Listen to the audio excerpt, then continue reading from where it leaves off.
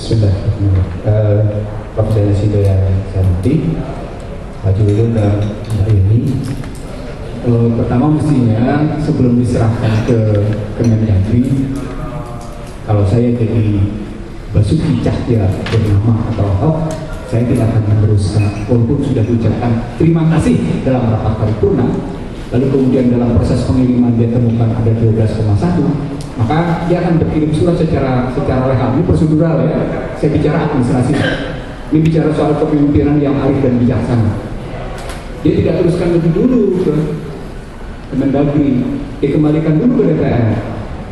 DPRD saya menemukan ada 12,1 yang saya tidak menyebut istilah siluman seperti yang disebut oleh Pak Yasmin yang dikutip oleh Ahok gitu ya.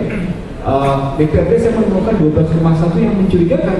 Mari kita bahas kembali dengan batas waktu sekian agar terpenuhi. Itu cara bijaksana. Kalau cara bijaksana ditempuh, maka sesungguhnya para pihak menunjukkan itikat baik apakah memang di DPRD ada titipan atau tidak, atau DPRD, anggota DPRD bermain dengan SKPD atau tidak. Jadi Ahok tidak berhadapan dengan DPRD, Ahok tidak berhadapan dengan SKPD. Perilaku Ahok yang melanjutkan temuannya pribadi, saya bilang temuan pribadi, gitu ya.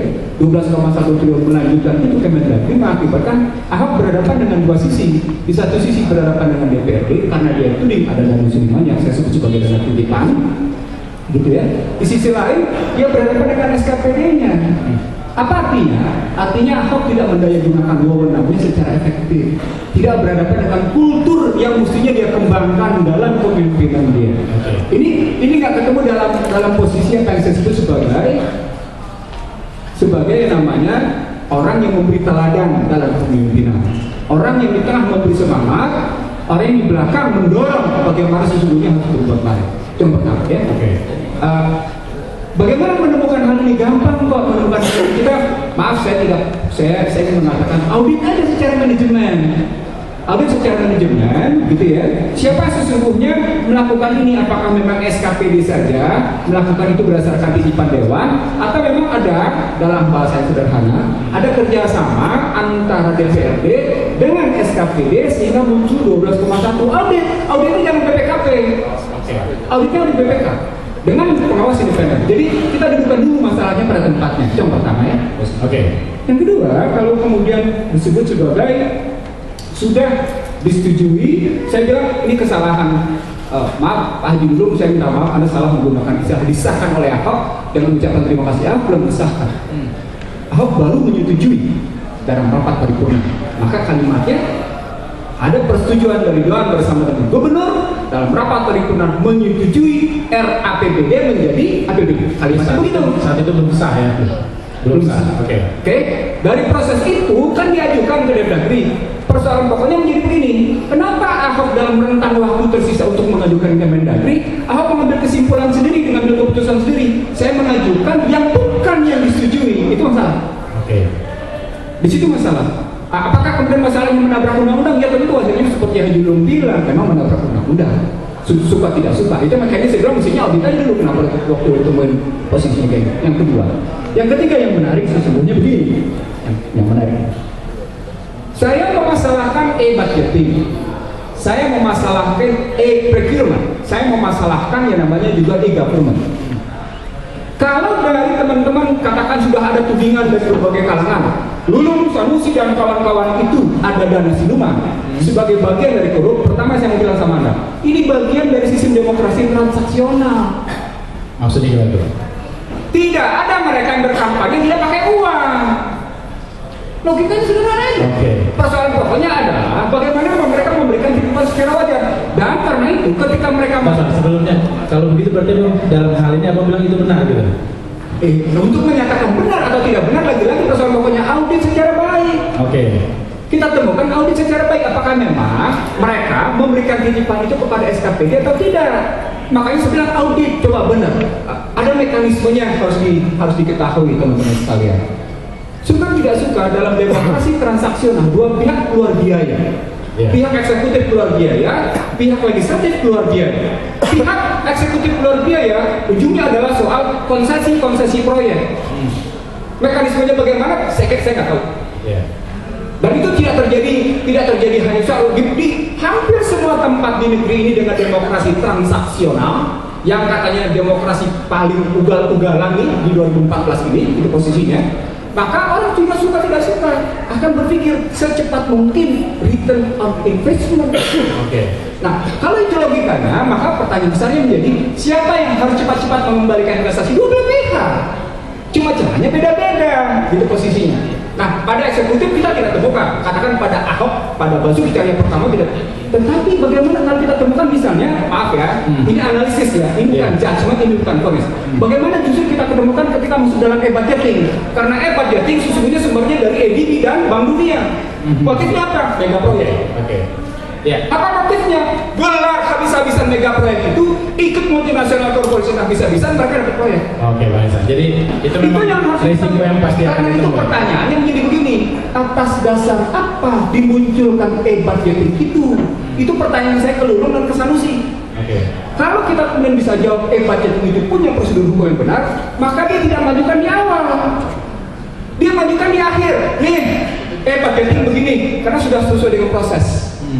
Itu disebut dengan e-procurement, e-government, atau e-budgeting. Saya ulang ya, e-budgeting itu setelah namanya prosedural dipenuhi, baru dimunculkan anggaran.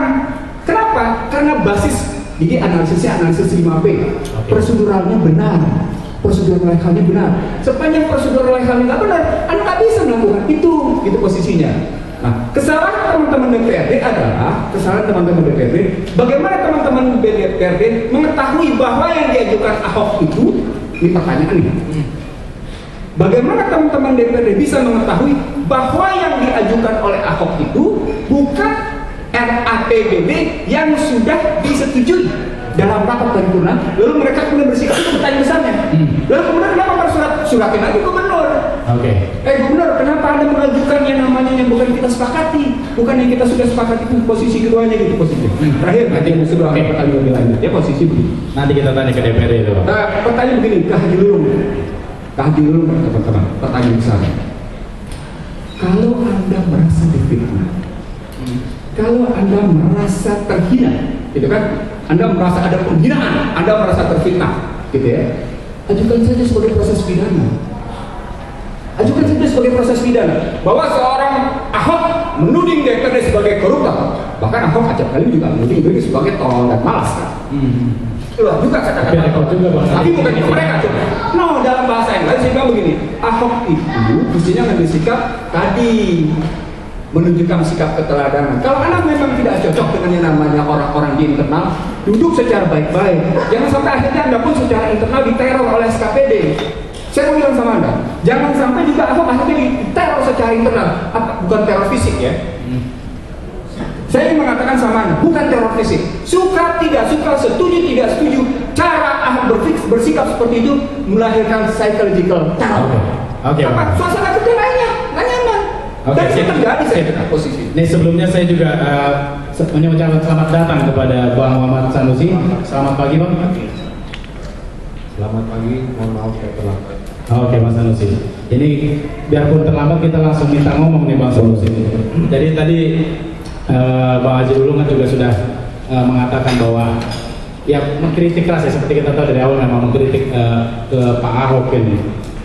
Sebenarnya dalam mengkritik ketika tadi kan dikatakan ada bahwa beda yang disepakati di 27 Januari dengan yang diajukan itu.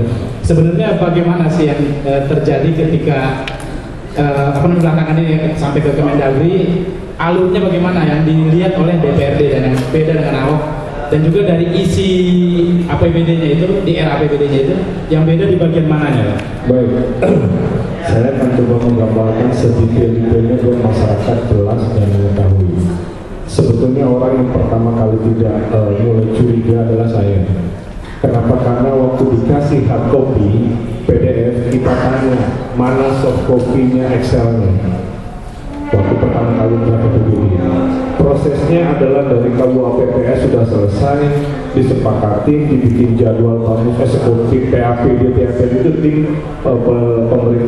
anggaran pemerintah daerah, seluruhnya hadir sampai sekda, sudah disepakati agenda badan musyawarah dan paripurnanya, Dan itu pun disampaikan oleh Pak Gubernur dalam ruang paripurna, saya minta untuk dibahas dan disetujui berdasarkan PP dan Kemendagri, peraturannya begitu. Akhirnya dilakukanlah proses pembahasan. Saya ketua komisi B, saya lakukan pembahasan, mungkin kalau ada LSM hadir itu terbuka untuk umum. Dan saya recording dari jam 10 pagi sampai jam 11 malam. Saudara perlu tahu isinya apa APBD, saya bicara komisi D dulu ya. Isinya apa? Saya mau sampaikan isinya itu cuma kosong-kosongan, judul-judulan. Tadi saya sampaikan, nanti akan kita keluar kenapa ini saya sampaikan. Saya ambil contoh. Judulnya gini, pemeliharaan jalan di FX Suprapto 50 miliar. Kita tanya sama eksekutif, ini judul apa? Berapa luas, berapa panjang, mau dipelihara apanya? Ada lagi yang lebih ekstrim, pembangunan pipa air bersih dari Jatiluhur menuju Muara Karang 100 miliar. Saya tanya, ini perusahaan daerah milik, ini PDAM loh, perusahaan swasta, kenapa Anda anggaran di perusahaan di SKPDP Air? Ini delik korupsi. Bingung dia bilang, saya tidak mengusulkan ini Pak, padahal ini dalam APBD ini Mas, yang sudah disampaikan kepada saya. Ada lebih ekstrim lagi, Anda mau tahu semua 300 miliar bansos kepada Kampung Deret 300 miliar. Saya sampaikan, Anda tahu temuan BPK 2013 yang disampaikan pada 2014 bahwa itu indikasinya korupsi. Itu yang dicoret setelah sebelum 27 Januari atau bukan, ini pembahasan. Saya cerita pembahasan sebelum 27 Januari ya? Belum, ini saya cerita pembahasan dulu. Nah, yang dikatakan dalam laporan BPK kerugian negara 1,54 triliun, salah satunya Kampung Deret. Dia bilang, Pak, saya nggak berani jalanin ini. Berarti minta dicoret dong? Oke, minta dicoret. Yang lebih ekstrim lagi saya disampaikan di dalam beberapa media, misalnya beli pohon 750 juta satu pohon. Saya mau sampaikan judulnya, saudara mau tahu apa? Pembuatan ruang terbuka hijau di Waduk Riadio. Ini politis, saya nggak berani tanya. Yang membuat detail itu bukan legislatif, itulah yang kemudian ada namanya e-budgeting, ada namanya e-katalog, itu nanti berikutnya. Jadi saya nggak berani tanya, ini lucu, dia bilang 750 juta beli pohon, nggak ada tulisan 750 juta, tulisannya 50 miliar, pembuatan ruang terbuka hijau 50 miliar. Oke. Saya mau jelaskan lagi, ini supaya lebih detail. Sebelumnya Bang, tadi kan ketika, tadi sempat Bang Luluh di awal mengatakan bahwa satuan tiganya belum jelas. Makanya saya jelaskan dulu, nanti saya jelasin tentang urut-urutannya supaya nggak confuse. Kalau enggak nanti teman-teman pasti confuse. Kemudian dari situ kita bahas. Setelah bahas berarti tidak ada yang pekerjaan yang di-delete Excel-nya. Ini yang Pak sampaikan di debat. Excel yang di-delete, Excel nggak pernah ada yang di-delete. Pembahasan adalah tambah kurang. Jadi tidak bisa Pak Ahok menyampaikan tidak bisa dideteksi. Karena Excel maksud satuan kerjanya. Iya. Jadi dalam APBD itu yang kita bahas dalam Excel. Excel itu ada pekerjaan judulnya, misalnya saya bilang ya, hibah Kampung Deret bansos 39, itu nggak mungkin dilihat judulnya. Yang dilihat adalah pekerjaan kurangnya, kurangi 300 miliar jadi 0. Tidak ada arti apa? Kita bisa melihat dan mengindikasikan ini usulan atau pembahasan, mudah sekali. Jadi kalau ada orang bilang udah nggak bisa deteksi, itu bohong. Karena tidak ada judul yang di-delete dalam Excel. Sheet-nya ya, oke, jelas sekali. Kemudian disetujui bersama-sama dalam ruang paripurna. Oke. Nah tadi Pak Lulu mungkin sudah lebih cerita. Dikirim ke Mendagri, kemudian yang dikirim bukan hasil pembahasan. Yang kita setujui bersama-sama bukan APBD, masih rancangan APBD. Masih APBD. Di Kemendagri APBD bukan juga, masih rancangan APBD. APBD terjadi setelah Kemendagri keluarkan surat keputusannya, baru pergubnya keluar, itulah APBD. Itu pun bukan anggaran murni, masih proyeksi pendapatan dan proyeksi belanja. Nanti ketahuannya di BPK berapa realisasi pendapatan dan berapa realisasi belanjanya. Clear ya? Jadi pada proses pembahasan dan paripurna sudah selesai, itu sudah tidak ada masalah, fine semua. Ternyata yang dikirim berbeda. Yang dikirim bukan hasil pembahasan, dengan alasan, dengan sebuah catatan bahwa ternyata kita baru tahu yang saya proyeksi pertama, draft APBD ini sudah dibikin e-katalog. E-katalog apa sih sebetulnya? E-katalog adalah cuma sistem informasi biar lebih transparan. Isinya apa? Nomenklatur dan nomor kegiatan. Karena dalam satu dan nomor rekening dalam satu kegiatan bisa jadi kode rekeningnya 4 atau 5. Ada belanja modal, ada jasa, dan ada belanja lain-lain. Ini persoalan sebenarnya. saya perlu sampaikan lagi pada saudara-saudara semua, ternyata clear sudah masalahnya.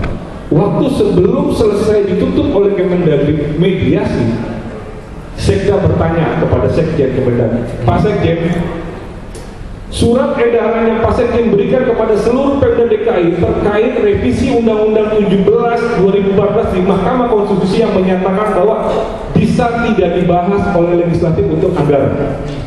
Rupanya itu yang dipakai oleh Pemda.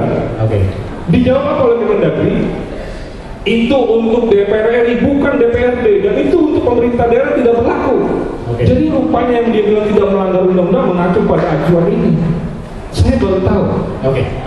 Bang Sanusi, ini menarik juga profesional Sindo ketika DPRD menuding juga memang ada yang berbeda, tapi dari Pemprov juga menuding hal yang sama terjadi. Nanti kita tahan dulu, kita jeda dulu Bang.